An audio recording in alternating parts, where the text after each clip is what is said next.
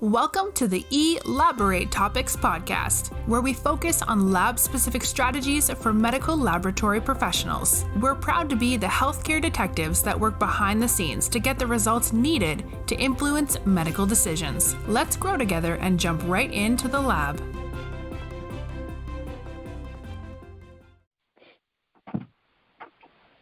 Hello, everyone.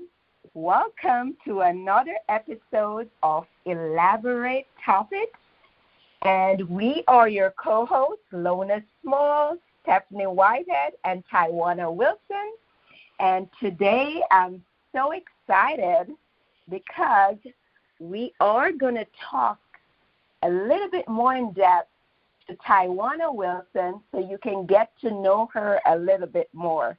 We've been with you for more than half a year, and we've talked and interviewed different guests, and we thought it would be special if we interview each other so you can get to know a little bit more about your co-host. And as you know, Elaborate Topics is our weekly lab podcast where we give you tips and tools to excel inside and outside the lab. So I'm really excited to have Tywauna on Hot Seat today. And so I'm going to go right into today's episode. So Tywauna, happy to have you. Tell the listeners about your lab journey and how did you get to where you are today? Thank you, Lona. Thank you so much for giving me the opportunity to kind of be on the hot seat and in front of the scenes. But I started my laboratory journey over 15 years ago. I never thought I was going to go into the lab. I always thought I was going to go to dental school, actually. And so when I went to college, went to Kentucky State University, I had to choose a major, and of course I could have chosen biology or chemistry, but then I noticed they had this major called medical laboratory science, and at Kentucky State it was called clinical laboratory science. And I was like, oh, I looked into it, and my dean happened to be a medical laboratory scientist by background. And so I'm like, what is this profession? What is this all about? Because I didn't want a biology or chemistry degree. I'm always thinking, okay, what if this doesn't go according to plan? And so my dean at the time, he talked about all the cool things in the laboratory, what I could do in this industry. I didn't know anything about blood bank and serology and immunology, know anything about any of that. And so I looked into it and I said, I think this is for me. It gives me the opportunity to help people, and I don't have to be on the front lines. And so I embarked on the journey of going into the medical laboratory science program at Kentucky State. And it happened to be a hybrid program where I had to do my clinical training at another college. And so I completed my training at the University of Cincinnati and Cincinnati, Ohio. And I just fell in love with the industry. I fell in love with it. And quite frankly, I didn't even think twice about dental school and what could have been, because this industry opened my eyes up to so much. And when I was doing my clinicals, I'll never forget it. I was doing my clinicals at the VA Medical Center in Cincinnati, and one of my trainers, her name is Ann Schoonover, so if you are listening somewhere, just know that you absolutely changed my life. And what she told me during my clinical training is that if you get a degree in this field, you can do anything. Do not limit yourself to a hospital laboratory.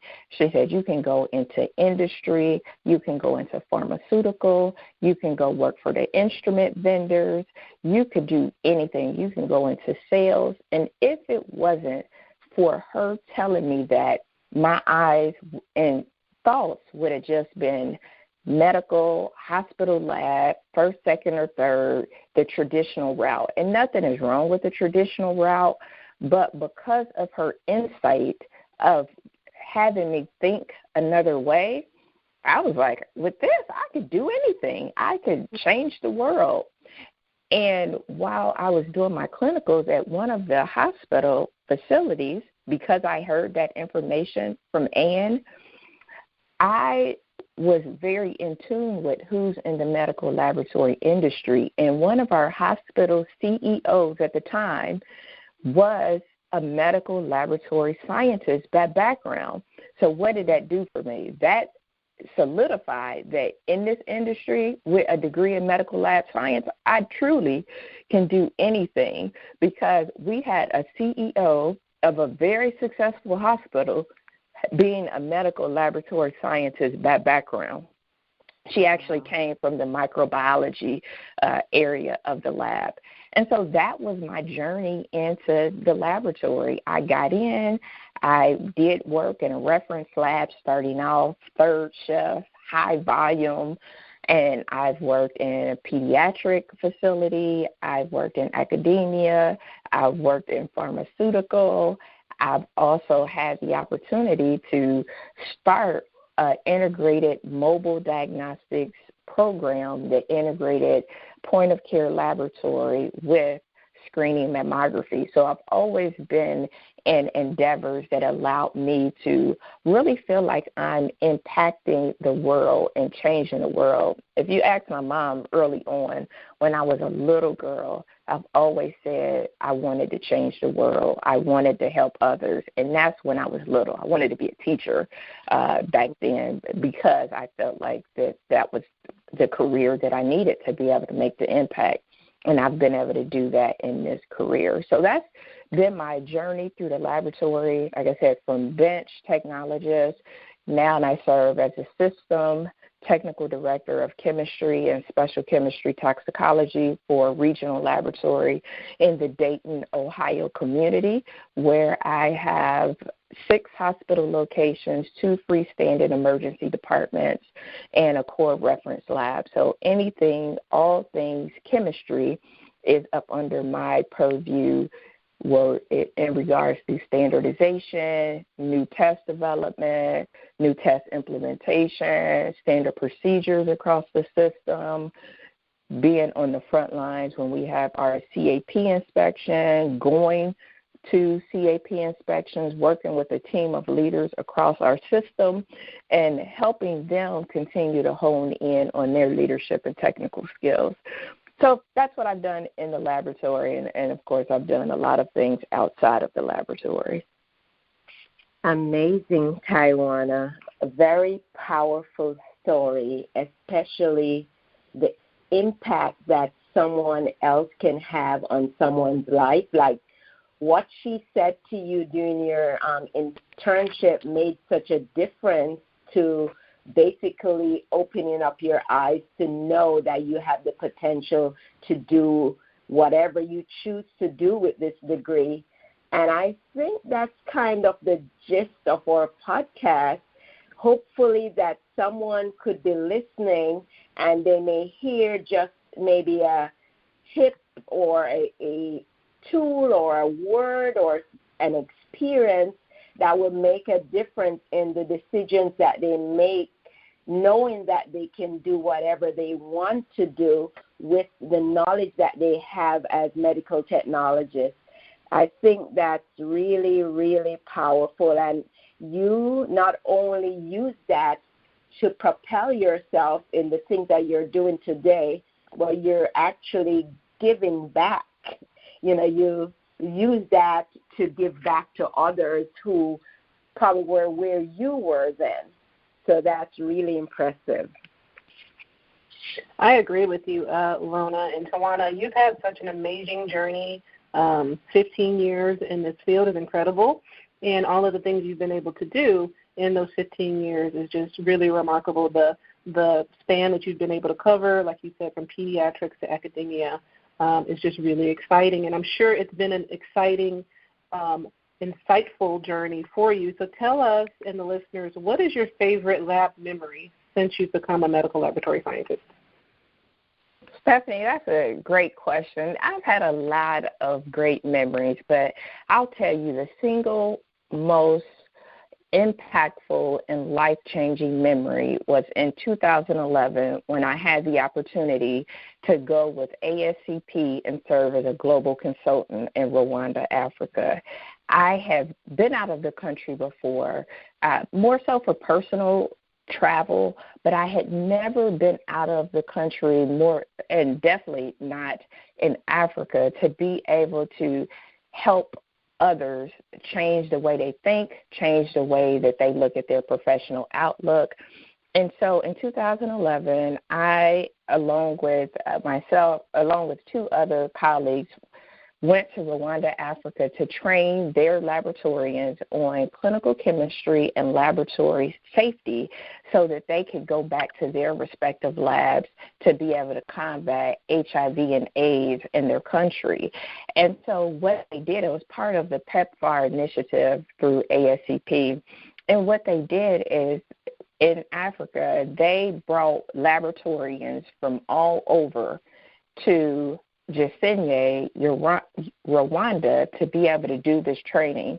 And so I was there for about 10 days, being able to just pour into them, being able to just, some of the things that we consider to be basic, how to use a pipette correctly, how to have proper documentation, how to be good laboratorians, and to be able to see their faces.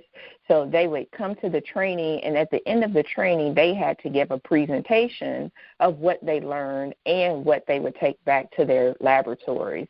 And for me, I think I got more value out of it than they did. They taught me so much, just, accepting me into their culture, being able to listen to, what I had to offer.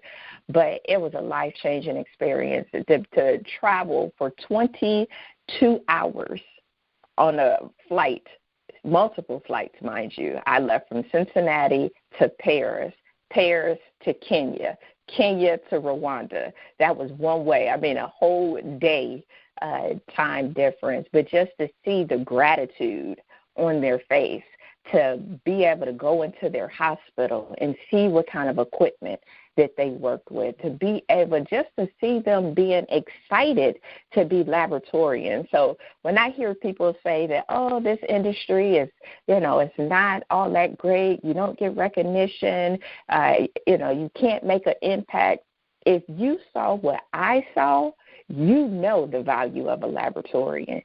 You know what we do changes lives every single day.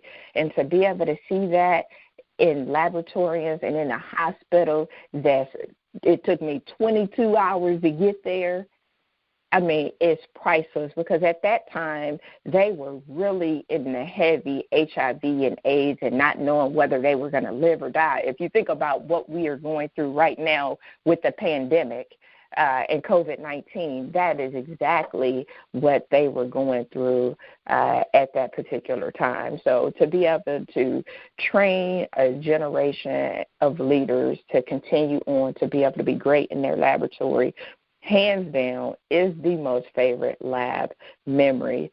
But seeing a lot of my colleagues kind of move up in the lab industry is something else that makes me kind of chuckle and makes me excited. I can remember having one of my laboratorians, I'd hired her right out of school, and it's funny to go full circle. And I can remember her coming into the lab for an interview, and she wasn't really prepared. She just came into the lab, and it's funny that I was like, I'm going to give the young lady a chance. We need workers, and she has the skill set. She wasn't really all that polished, and she got in. She did a great job. She learned the job, and here I have seen her years later to move into leadership, develop. And now she has moved into management herself. So it's just a blessing to be able to have the memories with some of my colleagues, and I've worked with a lot of colleagues over the years, but to be able to see some of the rising stars move up and grow has been great memories for me of being a scientist. Wow, awesome. I know, you're talking a lot. It seems as if it's really inspire you to see people grow and not just stay stagnant. Growth could be in different direction, whether it's moving into management. Of course, we are all leaders, and you may not have a specific role as a supervisor or a manager. However, for us in the lab, there are certain tools that you need in order to get to those places. So what are some of maybe, say, 2 or 3 leadership or even technical nuggets that you would give to a new lab manager? I would definitely say that's a great question. I've learned so much, some trial by fire, starting out in the industry, but I would definitely say ask a bunch of questions.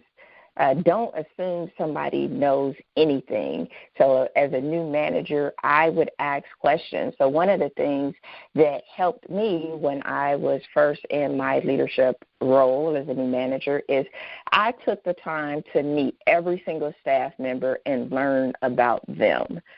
Leadership is about relationships. It is about building that rapport. It is about trust, quite frankly. If your team doesn't trust you, they are not going to open up to you. So you have to make the time and take the time to know your team. And I found that that was valuable, especially when transitioning to a new team. So if I was the outsider and I came in, taking that time to ask the questions, what has worked around here? If you were me, what would you focus on first? So as a new manager, make sure you ask plenty of questions and not just give your insight. You want to ask first, seek to understand, and I guarantee you people will tell you what you need to know if you ask the right questions and you listen. I would also say, as a new manager, commit to learning something new all the time. So if there are skills that you are very good at, so sometimes when we transition from the bench into leadership or management, we really rely heavily on our technical expertise. And you need that, absolutely. But when you move into the people part of business, the skill set that you need is different.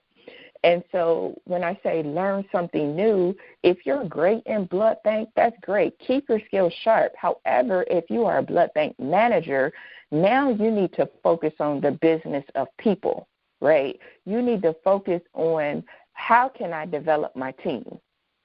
You need to focus on active listening. You need to focus on emotional intelligence. You need to focus on being seen and being visible. Sometimes managers, they get into the role and they stay in their office. And it's very difficult to be a good manager and you don't know your people and you're stuck in the office. And then I would say a technical tidbit that I would give to a new manager, especially in today's time when organizations are doing a lot of, as I call it, becoming a system. So you used to have a lot of organizations that was just, we have our one hospital. Now you have it where it's a system. You got 3 or 4 hospitals that have been bought up, and now it's part of one. And I would say get buy-in early and get your advocates early.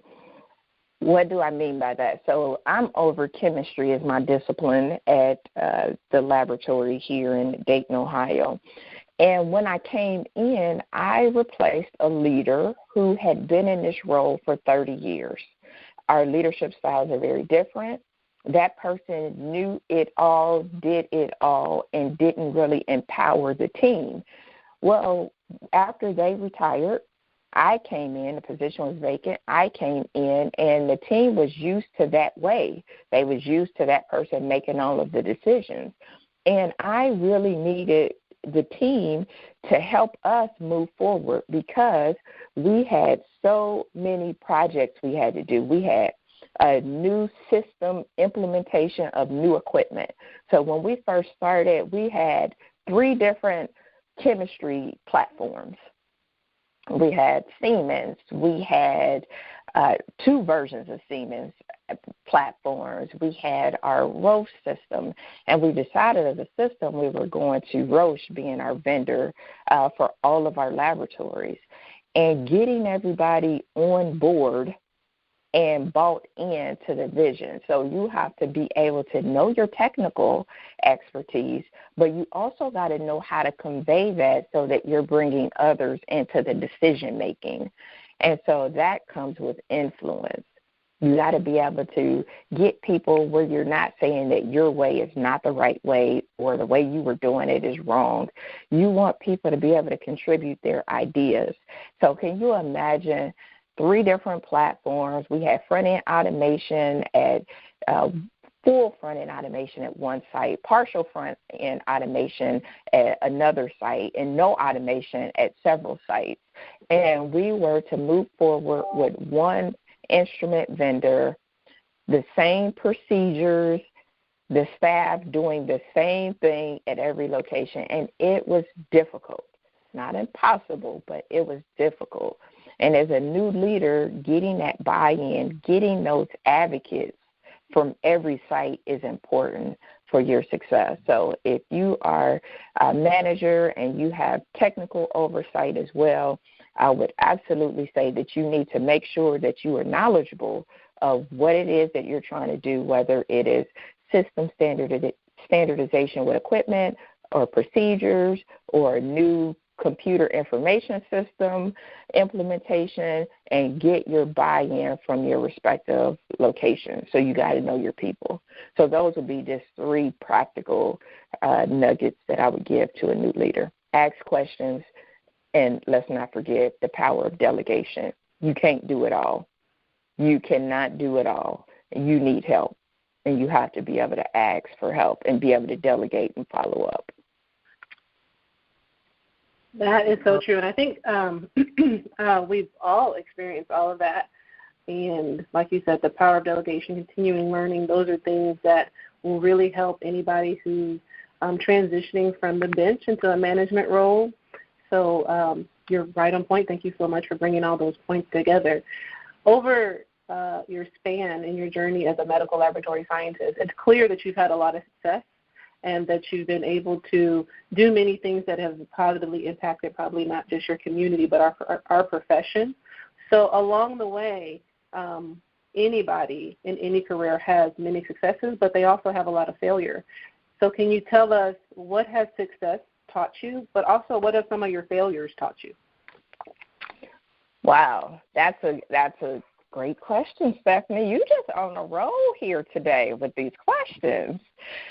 So success is what you think it is for your life. So what I've learned is that there's no magic bullet. It's not like you got to get to a certain position, you got to be the director or CEO or whatever it is. But success is what you think it is for your life.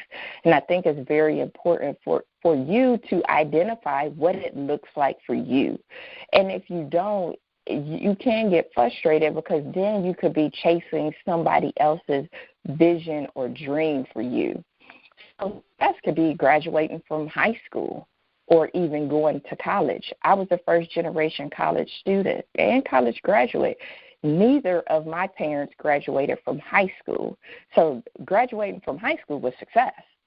You know, for me, it taught me that if I put my mind towards a goal or my dreams, and really put effort into it and believe in my heart and commit to it, and I understood that it was possible. I could do anything. You know, it also taught me that being successful allows me to help more people.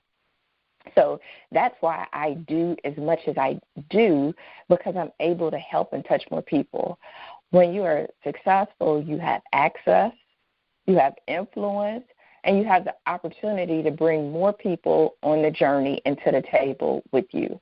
So when I see other people I might have helped along the way achieve their dreams, to me that's success.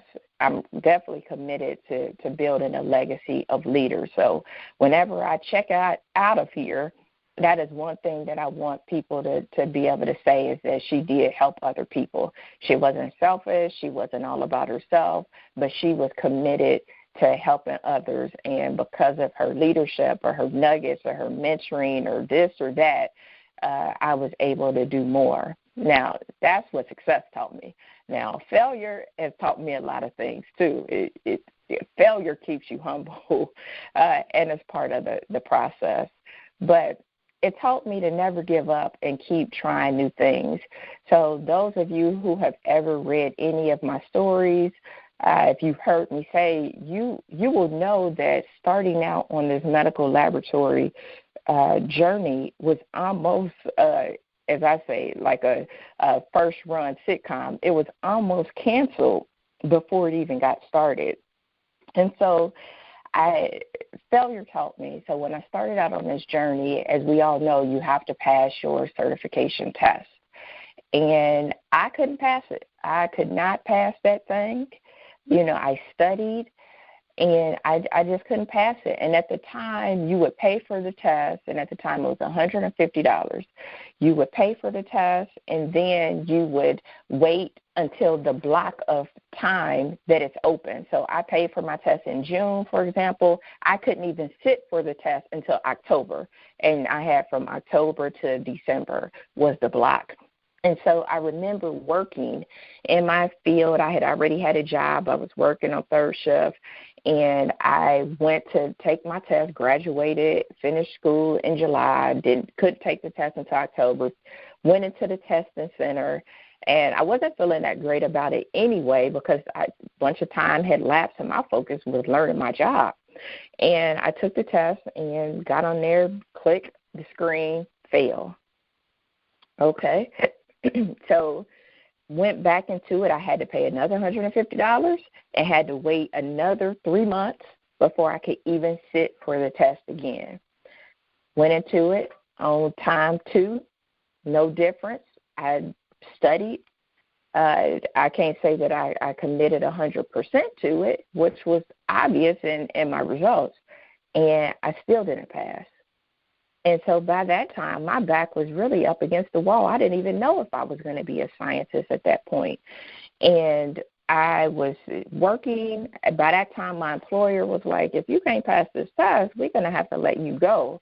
And I could see my dreams of having a degree, going to school, being a medical laboratory scientist. I could see those flash beyond my very eyes that this is getting ready to come to a close just as soon as it got started. And so I had a colleague. He was an older gentleman. His daughter was in medical school at the time. And he said, this next time you take the test will be the time. And he said, whatever you need me to do. He brought me her medical school books. And he said, you're going to pass this test. He said, I don't want you to get discouraged. Because I was discouraged. People at work are laughing. I felt humiliated. And I felt like, can I do this? And he said, keep trying, keep studying. He brought me so many medical school books. I thought I was going to medical school much longer being a tech. And I would record myself studying and talking it through. And when I went in there that third time, I had a peace about myself. It was like, it's going to be what it's going to be. And I went in there, and that time it said pass. Interestingly enough, every time I scored very high in blood bank without studying. And interestingly enough, I've been not in blood bank most of the time that I have been working. But what that taught me is to never, never, never give up. It taught me that you have the power to change the narrative. It taught me that it doesn't matter how you start, but how you finish. So you can't tell me today that, a person that couldn't pass their certification test, the laughs, the humiliation at work, to here we are today. And where I started is my first job where people were laughing and making me feel like I was less than and not smart. I am at the exact same employer today, serving as the assistant medical director, first African-American they've ever had in this role. And I have all of those hospitals, all of those teammates in which I am leading and advising. So you can't tell me that if you really, truly believe you're going to impact the world, you're going to change the world, you are. And so I didn't let that define me because I could have. And so those of you who are out there listening, who may have had failure, maybe you didn't pass the test. But just because you don't pass the test does not mean you can't pass the course. And I think about that course as a course of life. And so, when people talk to me about failures, and as you know, we interview people on this show all the time, and I have some other podcasts, and I interview people, I always ask about the failures. Because if you can't tell me a time where you failed at something, then maybe you've not tried enough things. And it makes me kind of question, because all of the greats have failed at something. If you look at any of them, Albert Einstein, Oprah Winfrey, Beyonce, for those of you that are in that, Steve Jobs. I mean, you look at any of them, they have all failed at something.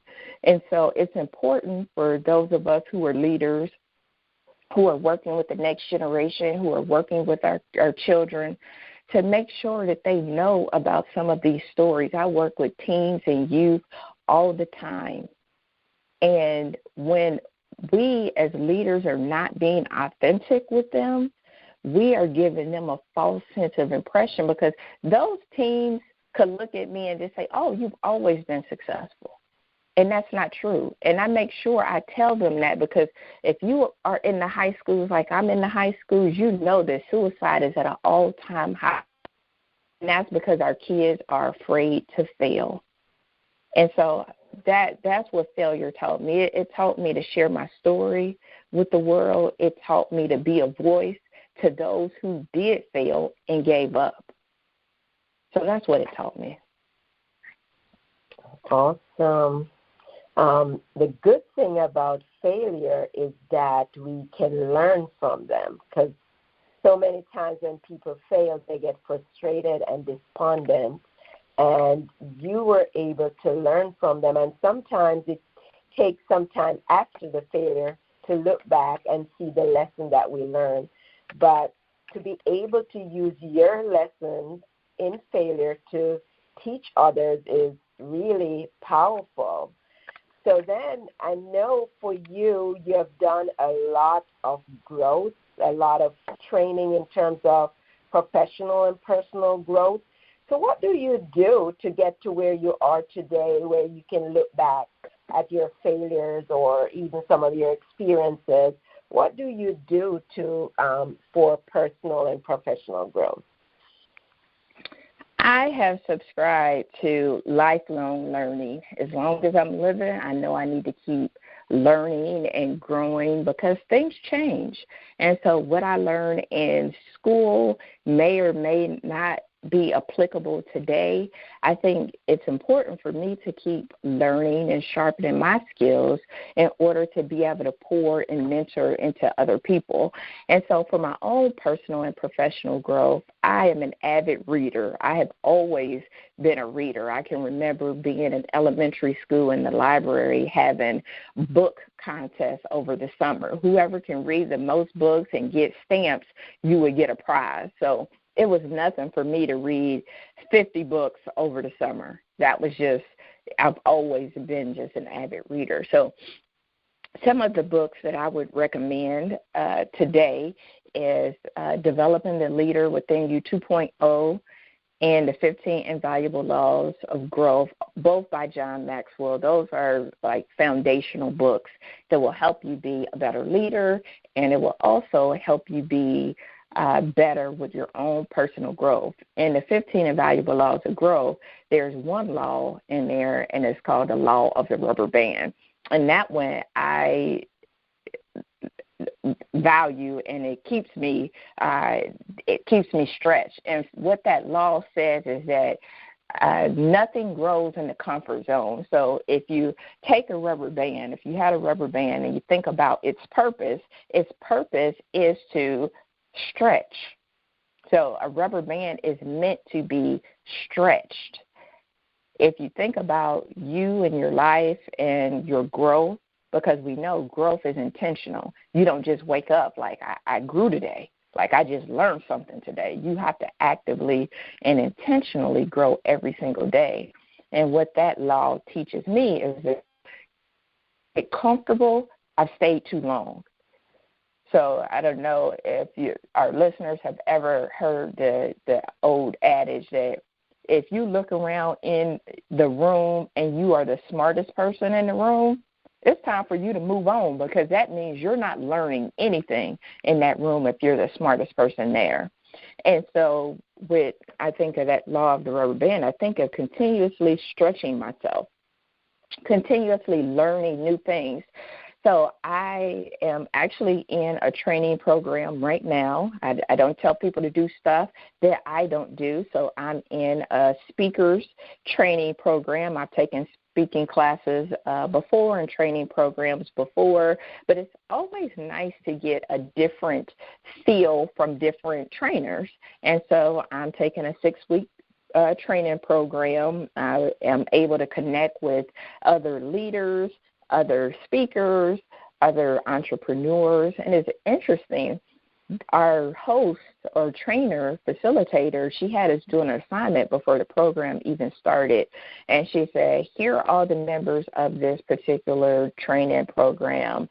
I challenge you to connect with on the phone, not text message, not sending a social media direct message, but I challenge you to connect with at least 3 people in this training group and learn something about them and see what you have in common. And it's interesting, something so basic, that how many times we don't pick up the phone.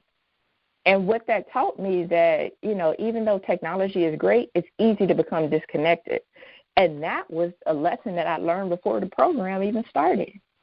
I'm also in a mastermind group with other leaders across the United States. We're all in different parts, Texas, Louisiana, Maryland. And so what we are learning is Put Your Dreams to the Test. We're covering that book on Put Your Dreams to the Test by John Maxwell. So we have developed a group within ourselves, and each of us will teach on a particular lesson. So mine was about tenacity. Do you have the tenacity to make your dreams come true?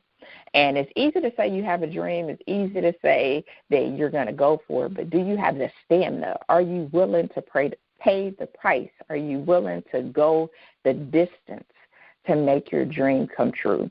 So I participate in mastermind classes. I'm always going to workshops. And I like workshops in which it's not just the speakers speak and then you kind of interact in the chat. I like to be able to ask the speaker questions. I want to learn from them. I want to be able to network with other people, because that's the way you shorten your learning curve, grow your network, and meet new people. I listen to tons of audiobooks. So if you like audiobooks, I subscribe to the app Scribe. It's $8 a month, and you can download articles. You can download audiobooks. So I have Think and Grow Rich. I usually go through that book every year. It's a great book on mindset. I participated in a class not too long ago where we talked about this book, Think and Grow Rich by Napoleon Hill. And the instructor said, read the chapter on persistence. Read it every day for 14 days.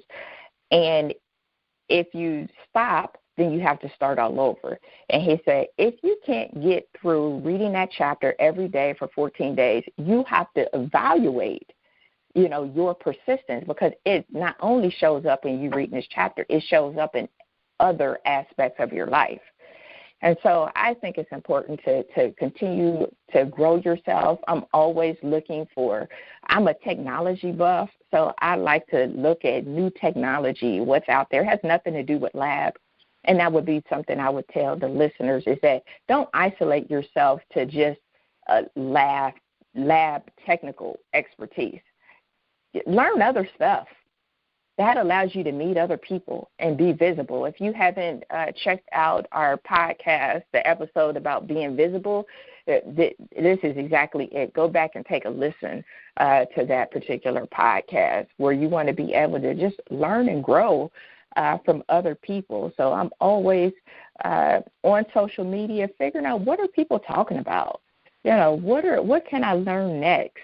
So I have a business, so I like to hear information about how to make my business run more smoothly, how to profit first out of my business, how to outsource. And I've been able to use a lot of those things right in the laboratory, right in my role as a technical director. Being able to outsource is very similar on being able to delegate. So that's what I would tell somebody. Get into reading. If you don't have time to read, listen to audiobooks, listen to podcasts. Get yourself in networks or in groups in which you can add value and add your expertise. The world needs to hear what you have to offer. Thank you, Tywauna. Well, and I know that just from knowing you that you've been able to also be very innovative outside of the laboratory, in addition to all the things you've done within the laboratory realm, by getting into media space with your books and your podcasting, and you're also the founder and CEO of Trendy Elite Coaching and Consulting. Can you tell us a little bit more about your business outside of the laboratory, and how did you get started in the media space? Thanks, Stephanie, for asking that. Yeah, so in 2017, I actually launched and founded my leadership training and coaching business. And so I began speaking, coaching, and training and exposing others to leadership skills. And the reason I started that business is the whole focusing on the next generation of leaders. We know and understand that within most organizations, the real influencers are middle management and the frontline team. And I got tired of seeing people getting passed over for opportunities because they weren't prepared. We would have positions that would open up in our labs, but we hadn't had trained staff that was ready to move up, and the industry is able to see that now with people retiring at a rapid rate. In the next 5 years or so, we're going to have a severe shortage with leadership members. And I got into that space because I wanted to be able to offer the people that I work with, my clients, practical tips that they could use to benefit and stand out in their personal and professional life. And so that's what Trendy Elite is all about. It is about giving you that opportunity to grow your leadership, to boost and enhance your visibility, and help you uncover and unleash your unique power strengths so that you can be the standout leader in your industry. We do this through our master classes. We do it through our coaching programs, our accountability partnerships, because sometimes you just need somebody to help you be accountable. We have our workshops, and we have our monthly leader roundtables, so I'm excited about that. Our monthly leader roundtables where we'll have speakers, but we'll also have that chance for you to do some virtual networking. I know people are kind of tired of the whole Zoom and WebEx and all of that, so we have an innovative platform that we use that actually allows you to ask questions to of the speaker who's presenting, to be able to do speed networking where you can network with scientists all over. You don't even know who may pop up on your screen. So that gives you an opportunity to be visible. Our coaching programs and our signature Standout Leader Academy, where we cover 4 key principles that help you move from ordinary to extraordinary leadership. And for the lab folks out there that know all about CLIA, you know that CLIA is the rule maker. And so it's the same in our leadership. You have to be able to communicate, you have to be able to lead, you have to be able to influence, and you have to be able to assess. And so those are things that we cover in the Trendy Elite programs. For more information on that, you can go to the website, TrendyEliteLLC.com.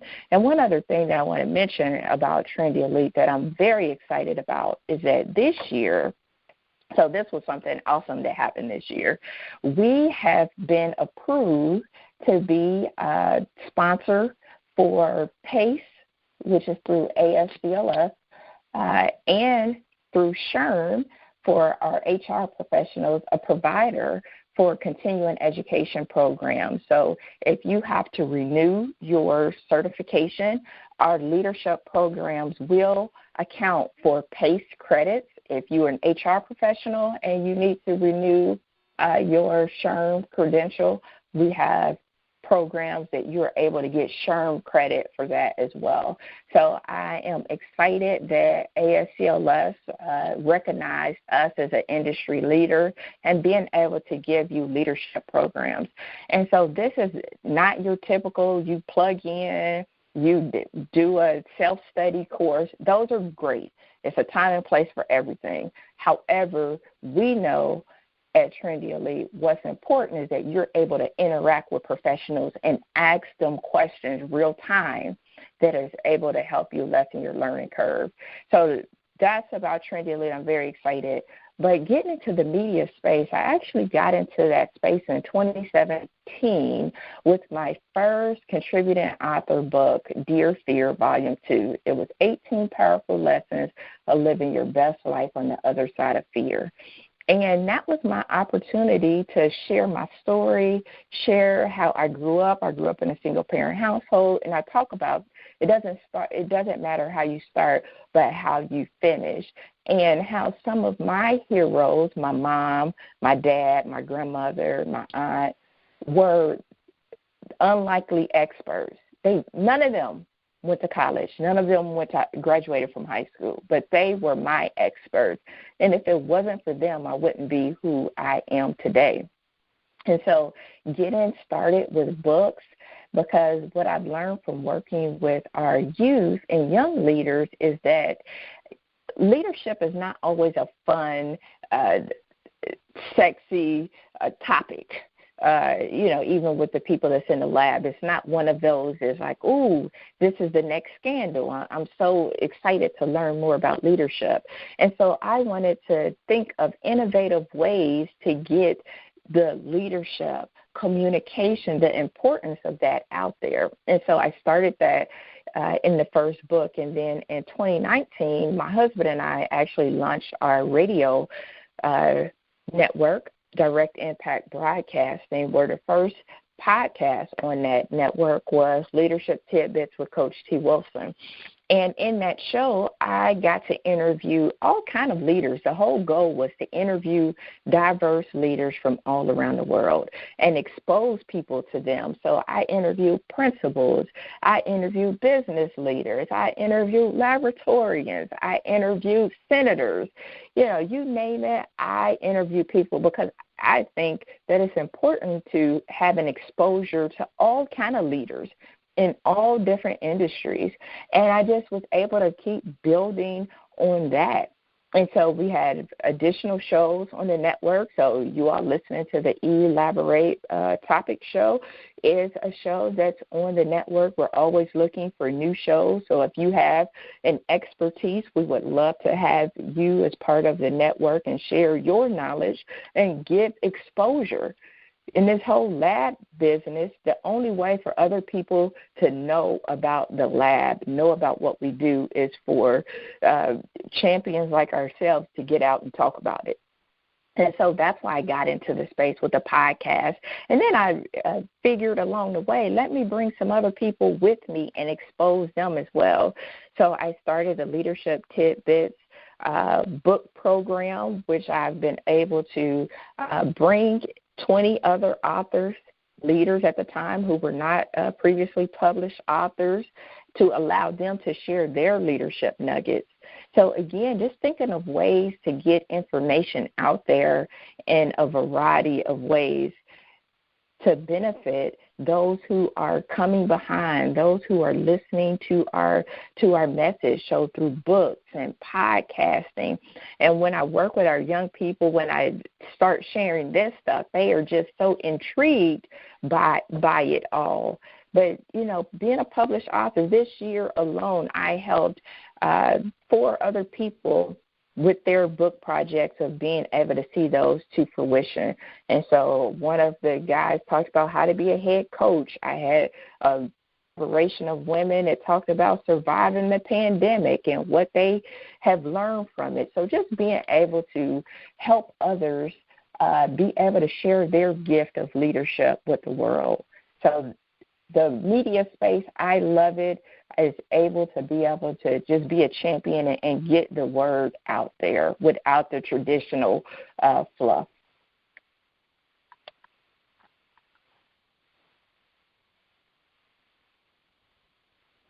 Fantastic. So I know we're approaching close to an hour. Lona, did you have any additional questions for Tywauna or anything else you wanted to embark on the conversation? Maybe just, outside of the Elaborate Topic podcast, how can our listeners learn more about you and stay connected with you, Tywauna? Thanks, Lona. So listeners can stay connected with me on LinkedIn, Tywauna Wilson. I would love to connect with you there. You can also go to my website, Some Leaders Wear Lab Coats, www.someleaderswearlabcoats.com. on all the social media channels as Coach T. Wilson on Facebook, Instagram, and Twitter, CoachTeeWilson. So I would love for people to connect with me on the social media channels. I do have a private Facebook group where I offer practical tips that you can use in both the laboratory and in your personal life. So would love to connect with the listeners via one of those platforms. Well, thank you, Tywauna, and thank you to our listening audience for tuning into today's show where we went behind the scenes with Tywauna and talked about her laboratory journey, where she's come and where she is today, and we know that we will continue to see great things from her expertise and her positive impact on the laboratory community. If you like what you heard today and want to listen to our previous shows, please subscribe to Elaborate Topics podcast at directimpactbroadcasting.com. Remember to email us at elaboratetopics@directimpactbroadcasting.com to learn more about this topic or just to tell us other things that you want to listen to. We recently put out a blast on some social media sites imploring for guests who want to be on the show or just for you guys to share with us the different topics that you want us to talk about or what you want to hear from us. Be sure to follow myself, Tywauna, and Lona on any of our social medias, and tune in next week to hear another amazing episode of Elaborate Topics. And until then, have an amazing day. Thank you for tuning in to another episode of Elaborate Topics, where your hosts discussed relevant strategies for laboratory professionals. Please subscribe to this podcast on your favorite podcast platform and listen to us on directimpactbroadcasting.com. Stay tuned for another episode with information you can use to excel in your laboratory career.